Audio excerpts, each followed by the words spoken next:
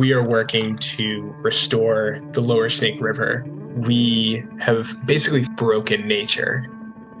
History is a battle of status quo. We've spent billions of dollars trying to bring these salmon back, and it's just not working.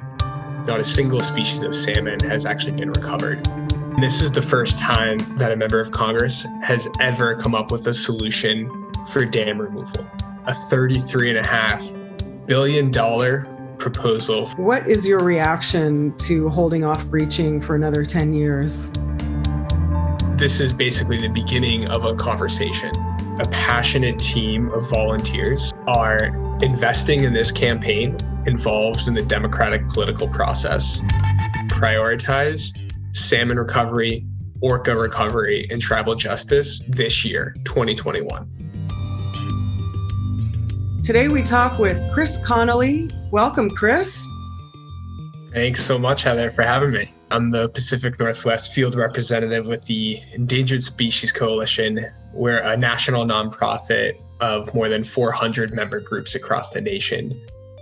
And my role here in the Pacific Northwest is to protect and restore the southern resident orca population by restoring their main food source, Chinook salmon. What exactly is your campaign embarking on? What's the process?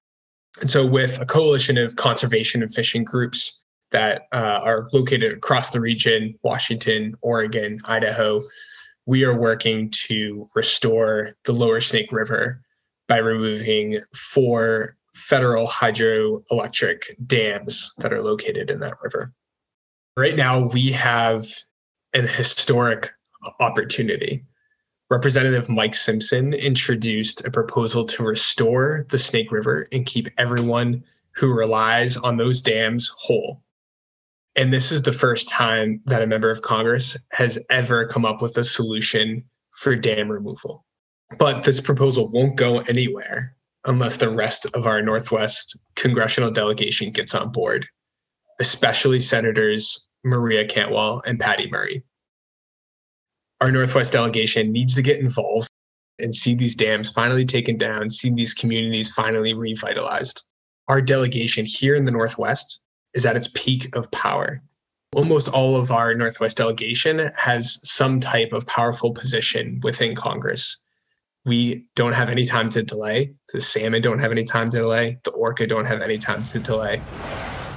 There are plenty of proponents who believe that we can coexist with the dams and salmon. There's some disagreement around that, but how do we have a fair conversation on that and consider that point of view?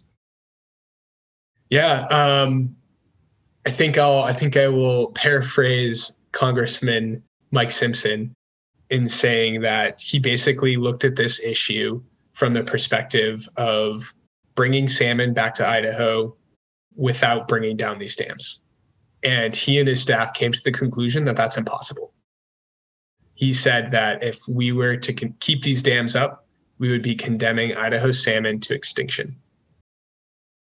The numbers of salmon that are coming back year after year is bearing out. So this is the only solution, fortunately, if we want to see salmon come back to abundance. And orca as well. And orca as well, the orca that rely on them. Chris, are there any good or bad things about Simpson's proposal that just came out? Yeah, absolutely. I mean, we're looking at a $33.5 billion proposal from Representative Mike Simpson. That's a massive amount of money, $33.5 billion. And only about 5% of that money is actually going to dam removal. Everything else is going to other things. So we're looking at money for clean energy incentive fund that will remove other obsolete dams in the Columbia Basin, watershed partnerships. We're looking at mass amounts of funding for an economic vision. Tribes, Columbia Basin tribes will be co-managers along with states in restoring salmon populations. Chris, I noticed that Simpson's proposal puts breaching in 2031. What is your reaction to holding off breaching for another 10 years? Yeah, it's a good point. I think like I've said before, it's not ideal. We think that we can get these dams down earlier, but first we need to focus on getting our congressional delegation to engage in this. And how about the litigation moratoriums, extension of hydropower and infrastructure licenses? Are some of those things worrisome? Totally. Yeah, I think they are. We are focused on the historic nature of this announcement, and we really want to make sure that this is basically the beginning of a conversation. This is a proposal. It's not a piece of legislation. So we are hoping to engage the rest of our Northwest delegation, and we're ready to have those tough conversations about what's bad in this bill and what's good in this bill, and see if we can stake out some middle ground and get this thing passed this year. And do you think there's actually a chance of that? Would it all fit into an infrastructure package, or would it require a new act, for instance, to be written? It's a good question. Yeah, I think there's a great chance that it can all be inserted into this infrastructure package. Can you tell us about the problem with the lower Snake River dams? There is actually a whole host of interconnected issues. First and foremost, we have basically fundamentally broken nature. I mean, we've erected 100-foot concrete structures in the middle of once free-flowing rivers. And that completely alters the entire ecosystem of the river. Not only does that affect the animals, the species, the plants, but it also affects humans, us. We rely on those rivers. We rely on the ocean. We rely on those species. The Columbia River was one of the mightiest rivers in the world and produced more salmon than almost any other river in the entire world.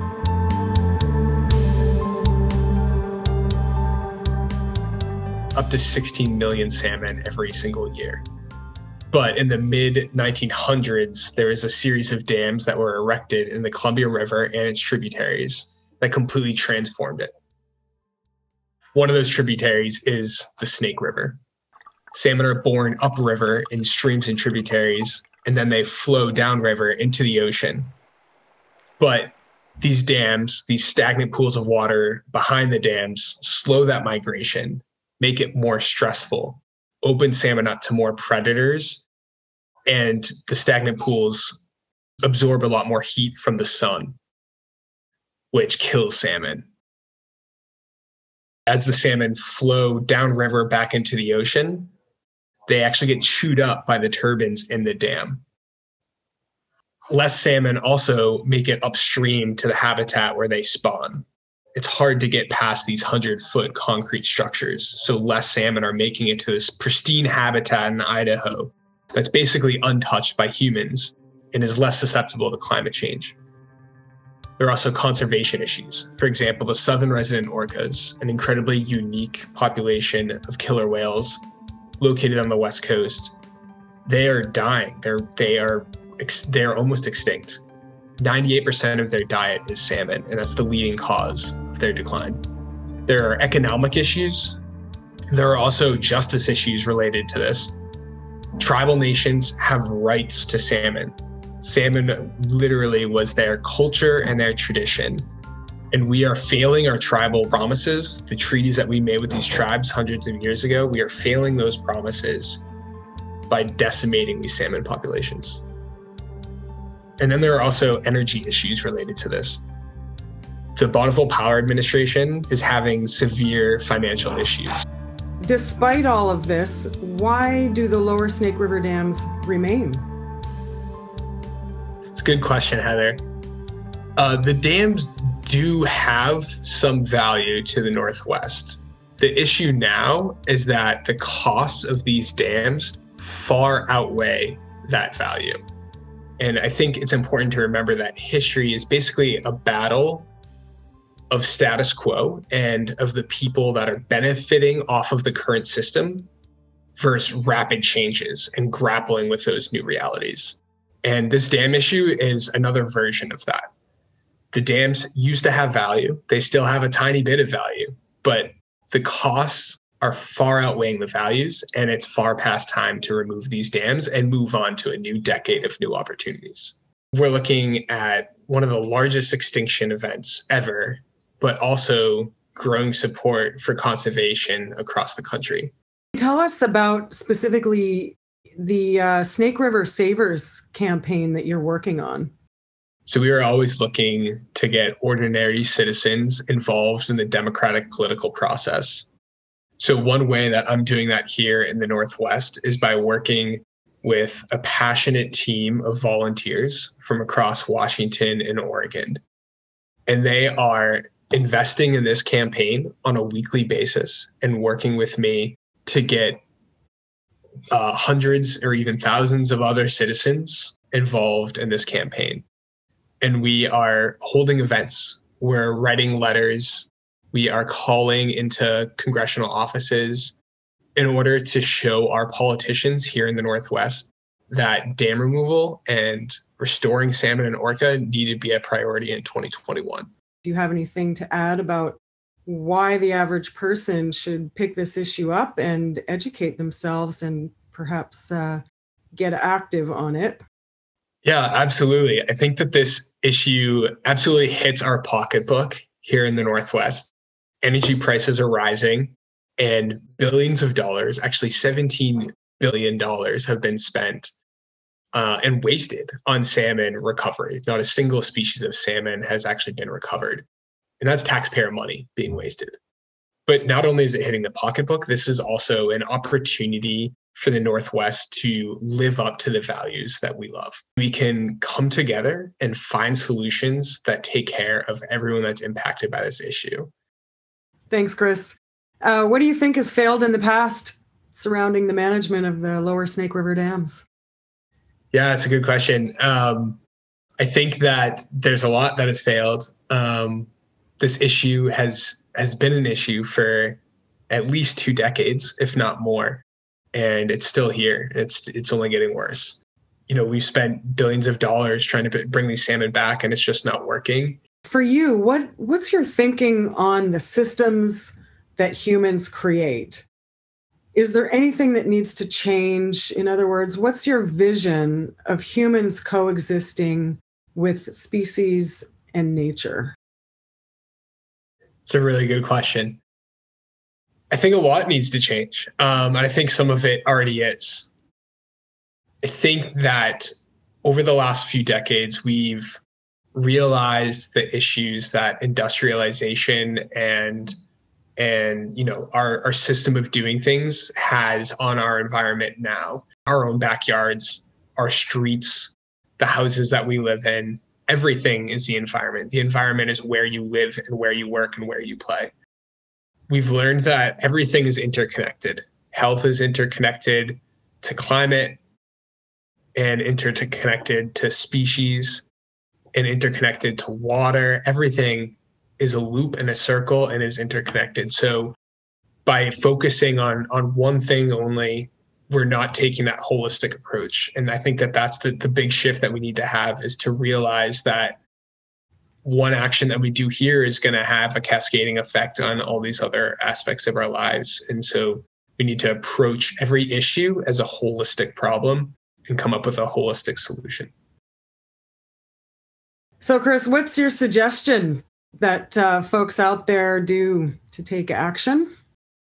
One thing that everyone should do right now is to call their member of Congress, Google your member of Congress, find their phone number, call them up, and let them know that you need them to prioritize salmon recovery, orca recovery, and tribal justice this year, 2021. That's one thing that everyone can do and should do right now. A second thing that you can do to continue to get involved in this campaign is to join us on February 25th at 5 p.m. Pacific time for Rally Around the River, an event where we will talk about the opportunity that the Northwest has to reshape the Snake River, the salmon within it, and the orca that rely on those salmon. So I hope you all join us on February 25th at 5 p.m. and you can find the information for this virtual rally on Facebook. Please look us up, find the information for that rally, and join us on February 25th. Thank you so much for joining us. We appreciate you taking the time and letting us know what's going on with a pretty significant regional issue. Thanks so much for having me, Heather. Really appreciate it.